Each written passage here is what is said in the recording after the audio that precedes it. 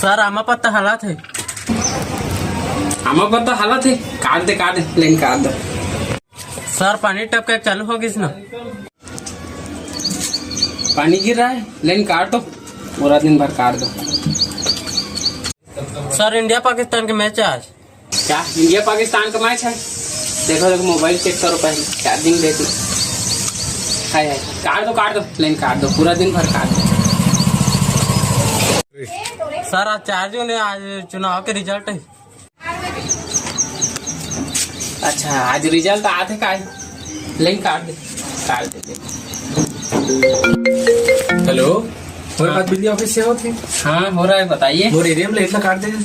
अरे यार अभी मेंटेनेंस चल रहा है इसलिए काट चला रहे इससे तो एरिया में पहले तो काटे, आज रिजल्ट आने वाला है, मोटी माँ जीतने वाला है। देंगे थोड़ा देर बाद देंगे, अभी मेंटेनेंस चल रहा है इसलिए है। 6 बजे